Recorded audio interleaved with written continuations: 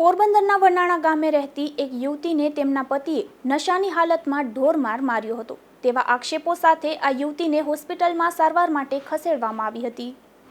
પોરબંદરના વનાણા ગામે રહેતા દિવ્યાબેન કમલેશભાઈ મકવાણા નામની યુવતી તેમના ઘરે હતી ત્યારે તેમનો પતિ કમલેશ જીવા મકવાણા નશાની હાલતમાં આવ્યો હતો, જેથી આ યુવતીએ તેમના પતિને જમી લેવા માટે કહ્યું હતું, પરંતુ આ શખ્સે યુવતી ઉપર લાકડી, ભાલા અને પાઇપ વડે હુમલો કર્યો હોવાના આક્ષેપ સાથે ઈજાગ્રસ્ત યુવતીને સારવાર માટે પોરબંદરની સરકારી હોસ્પિટલમાં ખસેડવામાં આવી હતી।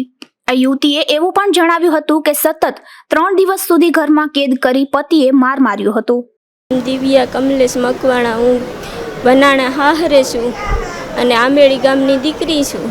મને આવી રીતના ઢોર માર માર્યો હે મારા ઘરવાળે શુક્રવારની 5 વાગે અને મને ધમકીઓ આપી હે, ડોકી દબાવી હે મારી અને મને ડોકી દબાવીને મારી જાન લેવાની કોશિશ કરી છે મારા મામાને મારા ભાઈઓને અને મને ધમકી આપી હે કે તું ક્યાંય ભટકી કે ક્યાંય જોઈ તો હું તને જાનથી મારી નાખી એવી મને કોશિશ આપી હે। અટાણે હું ગંભીર હાલત 108 પૂગી હું પોરબંદરના સરકારી દવાખાનામાં।